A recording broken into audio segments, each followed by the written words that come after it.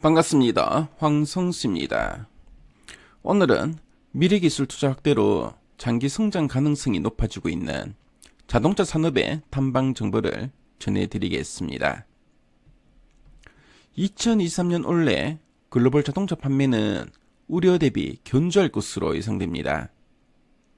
지난 2년간 공급 차질이 있었고요. 전동화 전환 과정에서 누적된 이연 수요 등 빼고도 주문 잔고가 뒷받침되고 있기 때문입니다. 2022년 지난해 글로벌 자동차 판매는 약 8,100만 대로 코로나 이전 수요의 85% 회복에 그치고 있다는 점에서 빼고도에 대한 신뢰도도 높아 보입니다. 지난해 재고 쇼티지 상황에서는 가격 인상 요인이 컸는데요. 이에 따라 수익성 측면에서 피크아웃 우려가 커졌습니다. 향후 재고 확충 과정에서는 재고가 증가하고 인센티브도 점차 상승할 것으로 보이는데요.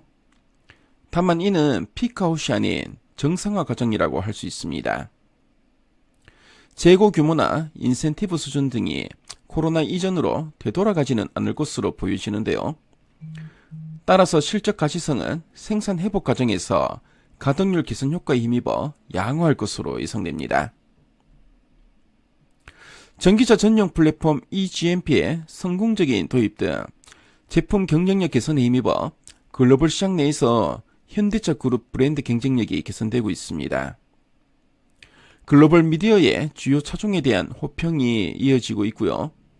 미국 시장 JD 파워에서 내구성과 상품성이 크게 개선되고 있고 글로벌 점유율 상승으로 나타나고 있습니다. 미국 등 주요 시장에서 일본 세컨드 티어 대비 경쟁력 개선은 사업뿐만 아니라 투자 측면에서도 기회 요인이 될 전망입니다.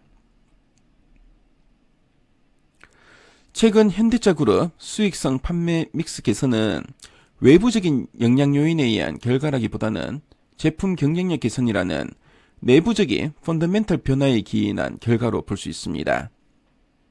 이는 주주환원 정책 강화와 미래 기술 투자 확대라는 선순환으로 이어지면서 장기 지속 성장 가능성을 높이고 있는데요. 현대차 그룹 사업 구조 전환이 순조롭게 이루어지고 있는 것으로 판단됩니다.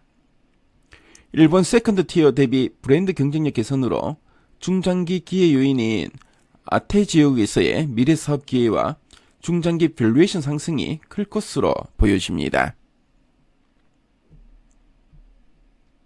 현대차, 기아 등 완성차의 실적과 주가 상승 모멘텀에 주목할 필요가 있는데요.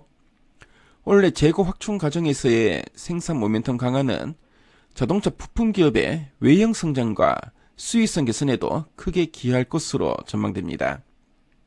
전동화 사업이 규모의 경제를 확보해가는 과정에서 성장 모멘텀이 본격화될 것으로 예상되는 현대모비스와 기계 부분의 회복과 중장기 사업 구조 변화가 시작되는 현대위아에 대한 관심이 필요해 보입니다. 자, 그럼 각 종목들의 투자 포인트를 살펴보도록 하겠습니다. 자, 먼저 현대차와 관련해서 살펴보겠습니다.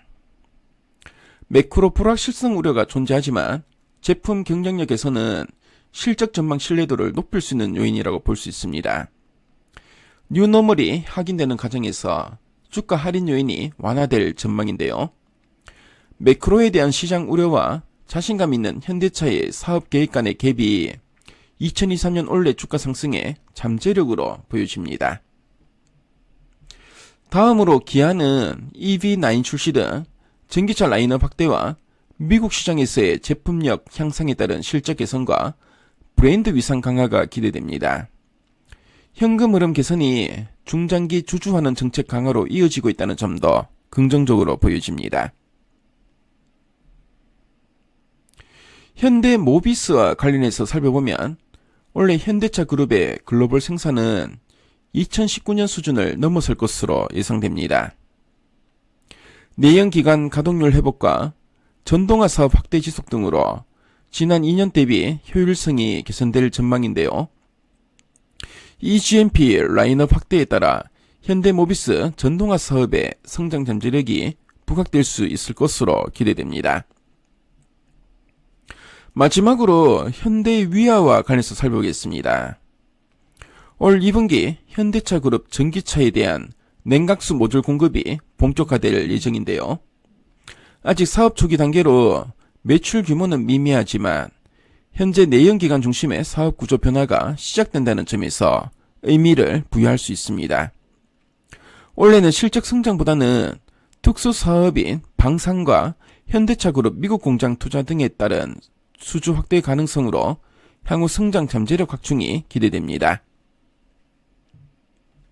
자동차 산업의 탐방 정보를 말씀드렸는데요. 지금까지 황성수였습니다.